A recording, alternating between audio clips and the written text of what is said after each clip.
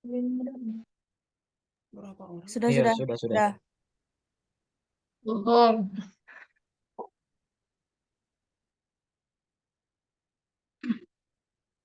Baik, Assalamualaikum warahmatullahi wabarakatuh. Kami dari kelompok 2, atas nama Rosanti dengan NIM F551-21027, Sahron Angelina Ilahau dengan NIM F551-21030, Muhammad Bintang Adiarta dengan NIM F551-21032, dan saya sendiri, Enisa Nilasari, F551-21036. Di video kali ini, kami akan menjawab pertanyaan ujian tengah semester Sistem Informasi Geografis. Baik, untuk pertanyaan pertama, saya silakan kepada teman kelompok saya. Jadi, yang pertama itu apa yang dimaksud dengan GIS?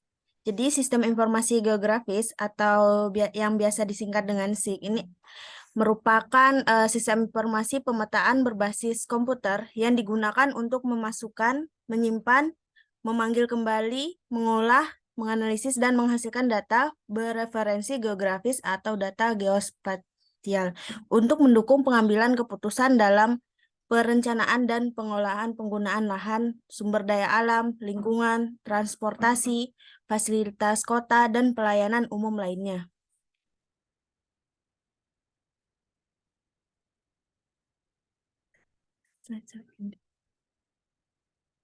Ganti.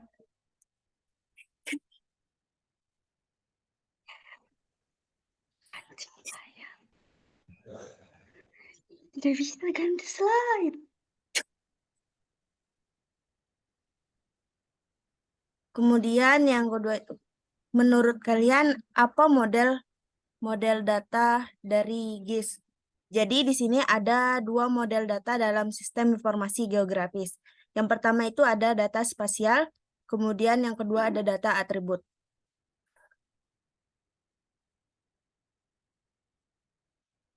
Nah, di sini ada data spasial, yang di mana data spasial ini menunjukkan informasi mengenai ruang, lokasi, atau tempat-tempat yang di permukaan bumi. Data spasial ini berasal dari peta analog, foto udara, dan penginderaan jauh dalam bentuk nyata. Contoh dari data spasial ini yaitu peta dan citra satelit. Dalam sistem informasi geografis, data spasial ini dapat dipresentasikan dalam dua format, yaitu data vektor dan data raster.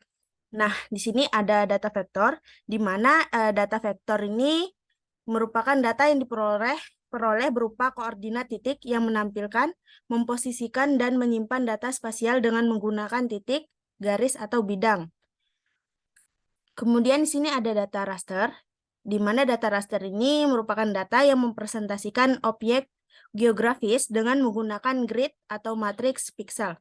Contohnya itu data peta, topografi, dan citra satelit. Kemudian yang kedua ada data atribut. Nah, di sini data atribut ini merupakan data yang memberikan deskripsi atau penjelasan tentang suatu fenomena yang ada di permukaan bumi atau penjelasan setiap objek yang ada di permukaan bumi. Data ini mempresentasikannya dalam bentuk kata-kata, angka, atau tabel. Data atribut ini dapat diperoleh dari sensus, catatan, lapangan, dan lainnya. Contohnya itu adalah data penduduk dan data ekonomi.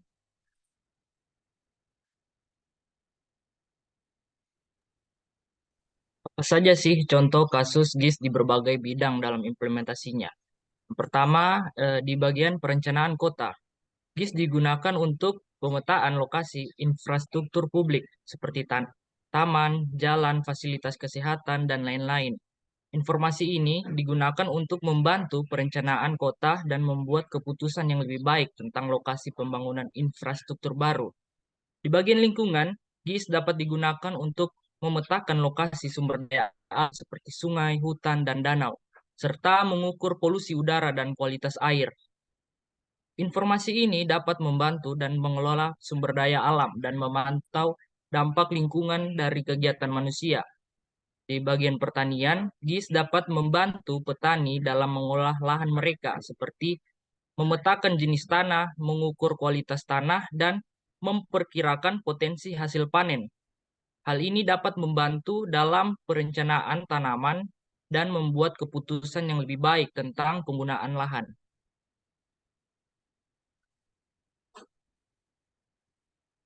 Di bagian transportasi, GIS digunakan untuk memetakan lokasi jalan, rute angkutan umum, dan jalur transportasi lainnya.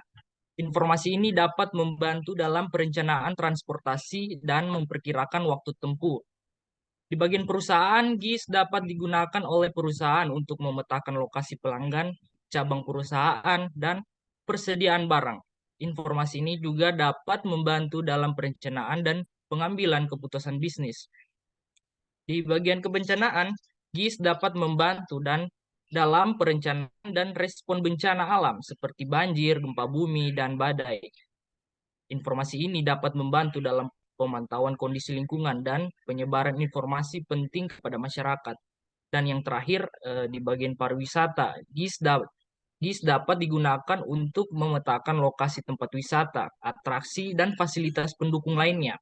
Informasi ini dapat membantu dalam promosi pariwisata dan perencanaan kegiatan wisata.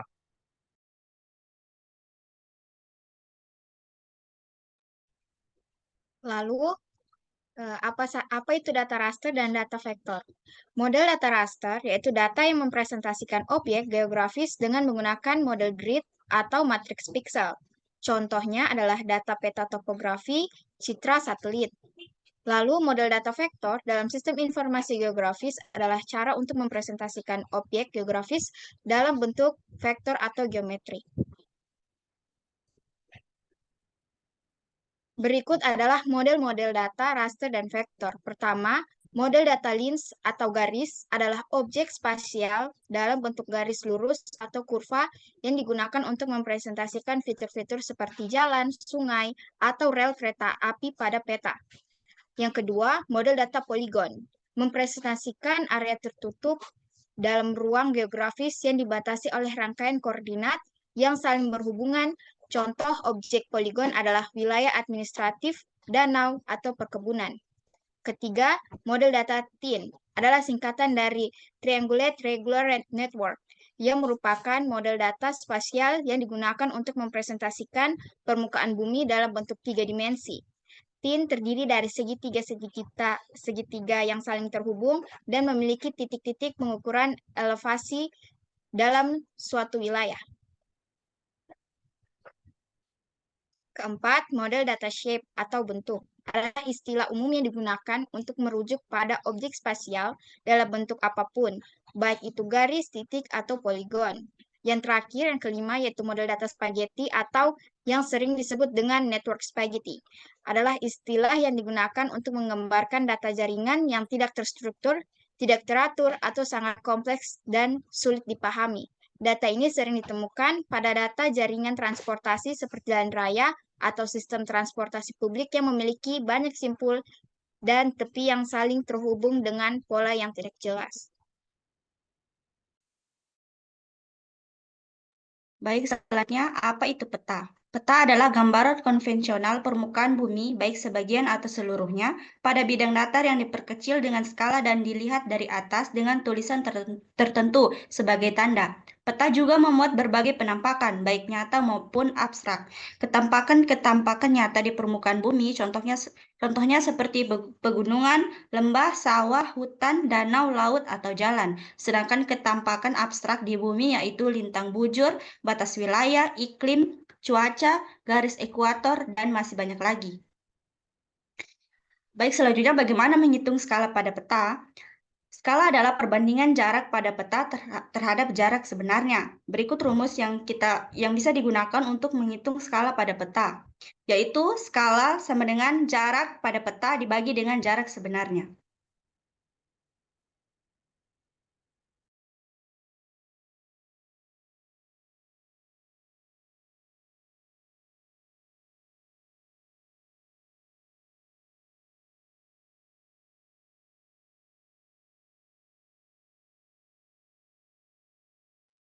Apa saja sih jenis-jenis peta?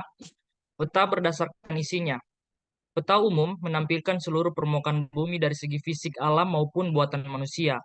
Peta ini memiliki gambaran informasi secara umum. Contohnya adalah peta topografi, peta rupa bumi, peta korografi, dan lainnya. Peta khusus atau yang bisa dibilang tematik menampilkan informasi kenampakan tertentu. Penggunaan simbol sesuai dengan tema pada judul peta. Contoh peta penggunaan lahan, peta kepadatan penduduk, peta persebaran objek wisata, dan lainnya.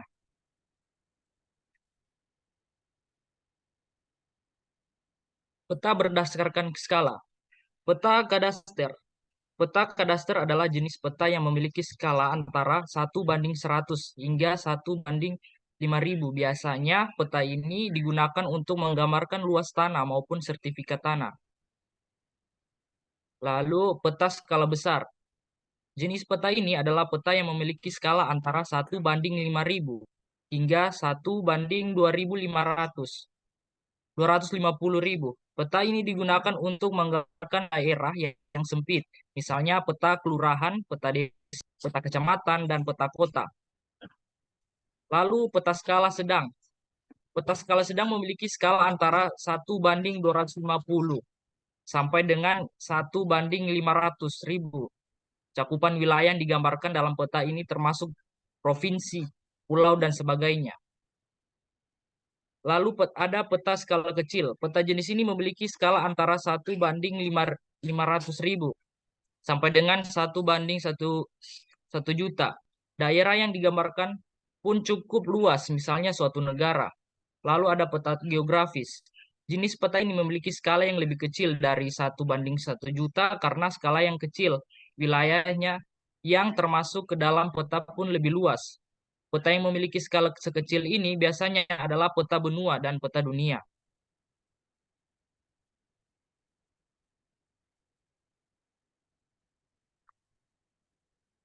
Peta berdasarkan bentuk atau simetrisnya.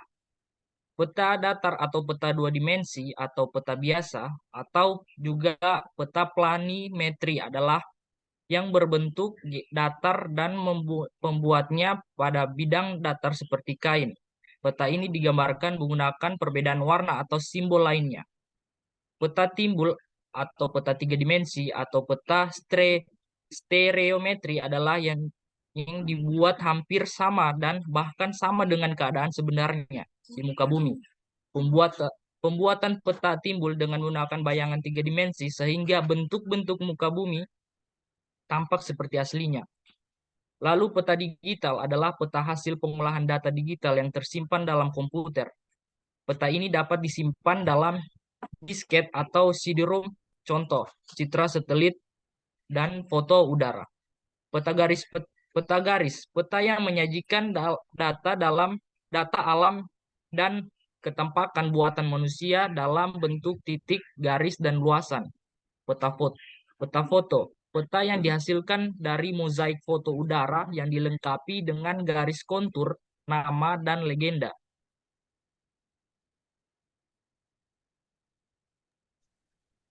Baik, apa itu analisis buffer? Analisis buffering adalah salah satu teknik analisis spasial yang digunakan dalam Geographic Information System. Teknik ini digunakan untuk membuat zona atau area di sekitar suatu objek atau fitur pada peta dengan jarak atau radius tertentu. Zona ini sering disebut dengan buffer zone atau hanya buffer. Tujuan dari analisis buffering adalah untuk memperkirakan dampak atau risiko dari suatu objek terhadap wilayah sekitarnya atau untuk mengevaluasi jarak antara objek yang berbeda. Analisis buffering dapat digunakan dalam berbagai bidang seperti perencanaan tata ruang, manajemen sumber daya alam, atau evaluasi dampak lingkungan. Contoh aplikasi buffering dalam GIS adalah menentukan zona rawan banjir di sekitar sungai, menentukan wilayah yang terkena dampak polusi dari pabrik, atau menentukan zona perluasan kota di sekitar wilayah perkotaan.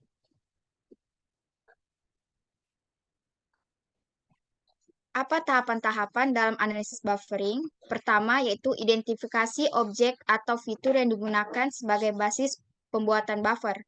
2, tentukan jarak atau radius buffer yang akan dibuat. 3, buat buffer di sekitar objek atau fitur yang telah ditentukan pada tahap pertama. Keempat, mengidentifikasi area yang tercakup dalam buffer.